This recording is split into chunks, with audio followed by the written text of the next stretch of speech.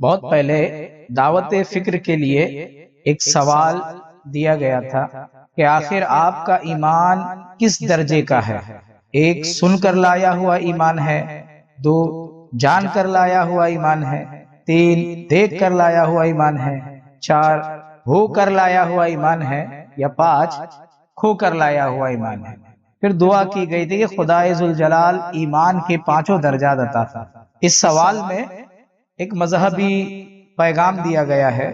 یہ سوال ایک نہایت اہم اور گہری روحانی بحث پیش کر رہا ہے۔ یہ سوال ایک گہری روحانی اور مذہبی فکر پر مبنی ہے۔ اس میں ایمان کے 5 مختلف درجے بیان کیے گئے ہیں، جو یہ ظاہر کرتے ہیں کہ ایک شخص کس طرح اپنے عقیدے کو حاصل کرتا ہے، جو یہ ظاہر کرتے ہیں کہ لوگ کس طرح اور کس بنیاد پر اپنے یقین کو اپناتے ہیں۔ ہر شخص کا ایمان ایک منفرد تجربے سے گزر کر مضبوط ہوتا ہے۔ اس میں یہ سوال کیا گیا ہے کہ آپ کا ایمان کس درجے کا ہے؟ ایمان کے 5 درجے بیان کیے گئے ہیں۔ پہلا، سن کر لایا ہوا ایمان، یعنی جو صرف دوسروں کی باتیں سن کر ایمان لایا ہو۔ دوسرا، جان کر لایا ہوا ایمان، یعنی جس نے گہرائی سے سمجھ کر اور تحقیق کر کے ایمان اپنایا ہو۔ تیسرا، دیکھ کر لایا ہوا ایمان، یعنی جو کسی چیز کو اپنی آنکھوں سے دیکھ کر ایمان لایا ہے۔ اور چوتھا، ہو کر لایا ہوا ایمان، یعنی جس نے خود تجربہ کیا اور اس کے نتیجے میں ایمان لایا۔ اور پانچواں، کھو کر لایا ہوا ایمان، یعنی جس نے بہت کچھ کھو کر فنا حاصل کر کر ایمان کی سچائی کو پایا ہے۔ آئیے ان 5 درجوں کو تفصیل سے سمجھنے کی کوشش کرتے ہیں۔ ایک، سن کر لایا ہوا ایمان۔ یہ ایمان لانے والا وہ شخص ہوتا ہے جو صرف دوسروں کی باتیں سن کر ایمان قبول کر لیتا ہے۔ اس کا یقین اس کے اپنے تجربے پر مبنی نہیں ہوتا، بلکہ وہ دوسروں کے الفاظ پر بھروسہ کر لیتا ہے۔ یہ ایمان کا ابتدائی درجہ ہو سکتا ہے، لیکن اس میں گہرائی یا مضبوط بنیاد کی کمی ہوتی ہے۔ سن کر لایا ہوا ایمان، سنی سنائی باتوں پر یقین کر لینے والے ایمان اس کی مزید تفصیل جانتے ہیں۔ اول، اس کی خصوصیات یہ ہیں کہ یہ وہ ایمان ہے جو انسان صرف دوسروں کی باتیں سن کر قبول کرتا ہے۔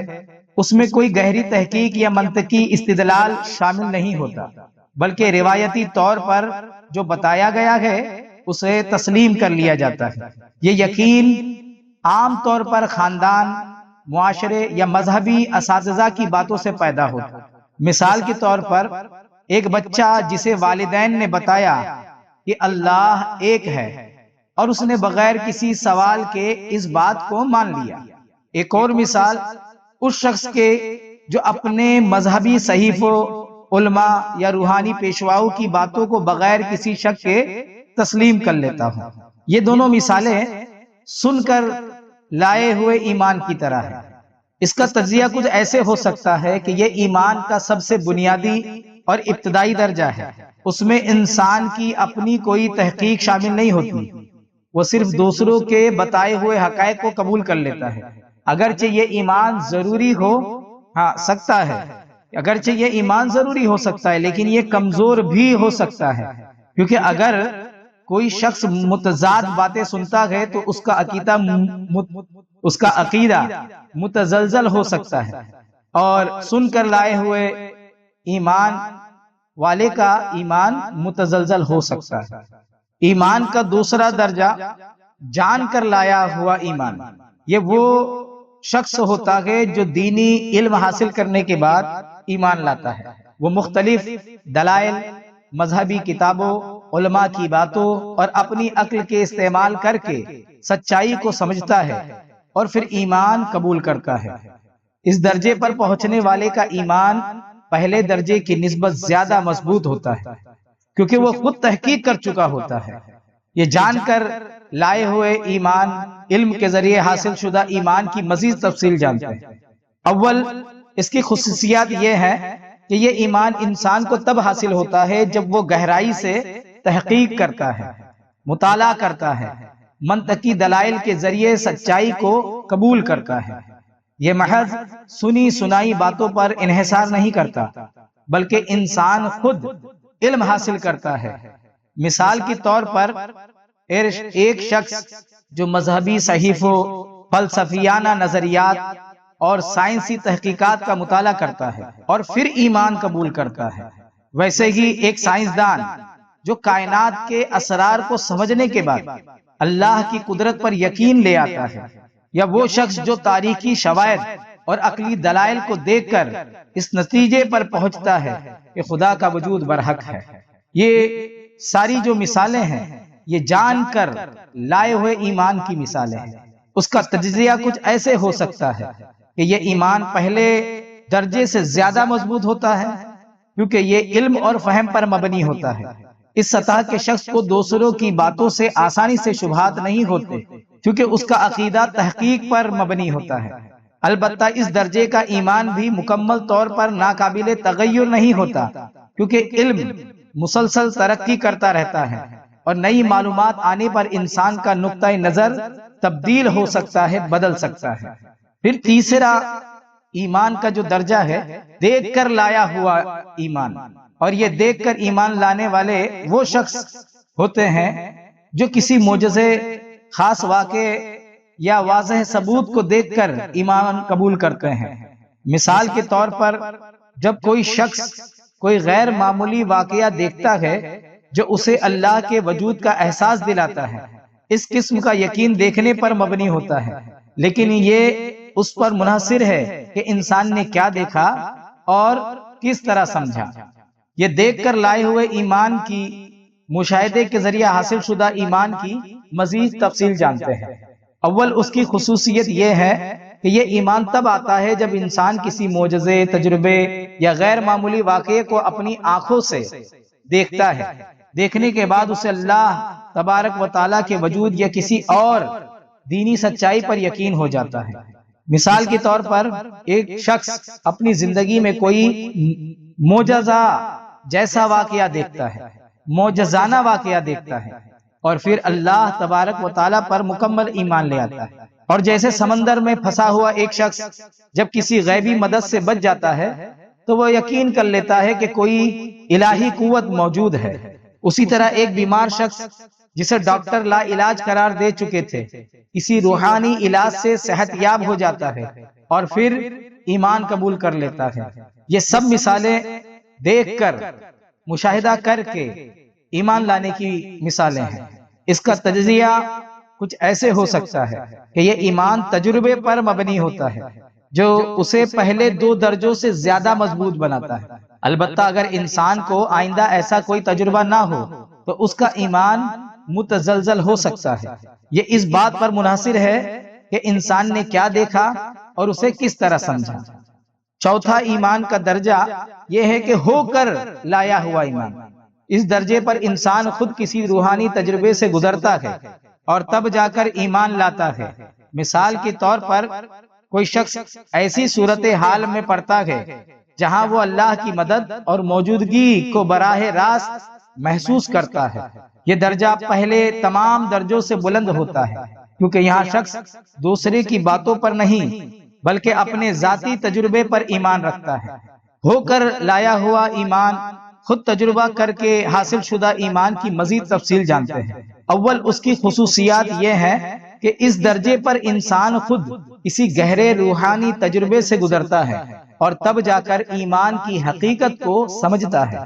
یہ ایمان صرف بیرونی علم یا معجزانہ واقعات پر منحصر نہیں ہوتا بلکہ انسان کے اندر سے پیدا ہوتا ہے، انسان کے باطن سے پیدا ہوتا ہے، اس کی روحانیت سے پیدا ہوتا ہے۔ مثال کے طور پر ایک شخص جو گہرے روحانی مراقبے یا عبادت کے ذریعے یا ذکر و اذکار اور تفکرات کے ذریعے ایک خاص روحانی تجربہ حاصل کرتا ہے، یا یہ کہیے کہ ایک شخص جو زندگی میں بہت سے مشکلات سے گزرتا ہے اور مشکلات کے دوران اسے محسوس ہوتا ہے کہ اللہ تبارک و تعالی اس کے ساتھ ہے، وہ درویش، وہ اللہ والا فقیر جو خلوت میں بیٹھ کر عبادت کرتا ہے اور وہاں اسے خدا کی موجودگی کا، اس کے نور کا، اس کے انوار کا، اس کے تجلیات کا احساس ہوتا ہے۔ یہ ساری مثالیں ہو کر لائے ہوئے ایمان کی ہے۔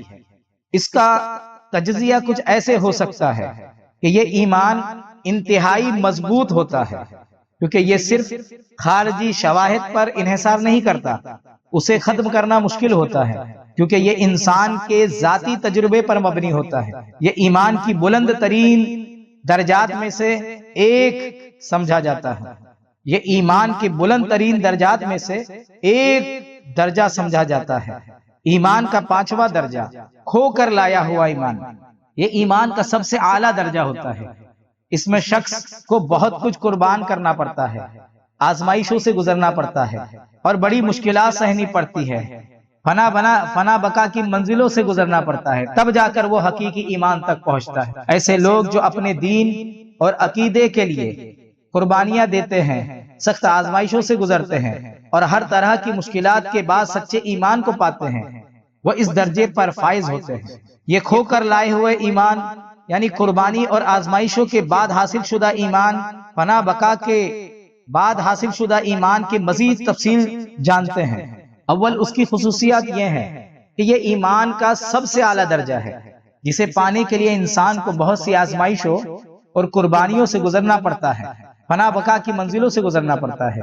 اس میں انسان کو بہت کچھ کھونا پڑتا ہے، یہاں تک کہ اپنے آپ کو بھی کھونا پڑتا ہے۔ جیسے کہا جاتا ہے کہ مٹا دے اپنی ہستی کو اگر کچھ مرتبہ چاہے کہ دانہ خاک میں مل کر گلے گلزار ہوتا، لیکن ان قربانیوں کے بعد وہ ایمان کی سچائی کو پاتا ہے اور جان لیتا ہے کہ اے خاک کے پتلے، تو فقط خاک نہیں ہے، تو کچھ اور ہی شے ہے، تجھے ادراک نہیں ہے۔ اور اس منزل کو بھی سمجھنے لگتا ہے کہ جو انسان اپنی حقیقت کو جانا وہی مرد مومن، وہی مرد دانا۔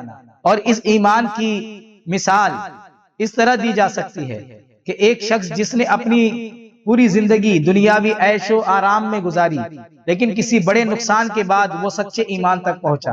ایک ولی اللہ جس نے اپنی خواہشات، مال دولت اور خاندان کو چھوڑ کر سچائی کی تلاش کی اور آخر کار اس کائنات کی حقیقت کو پایا، اس حق کو پا لیا۔ یا یہ مثال بھی ہو سکتی ہے کہ وہ شخص جو پہلے خدا پر یقین نہیں رکھتا تھا، لیکن زندگی کے سخت تجربات سے گزرنے کے بعد اسے خدا کے وجود کا یقین ہو گیا، جو فنا ہو کر بقا کے مشاہدے کو پا لیا، جو فنا ہو کر باقی باللہ ہو گیا۔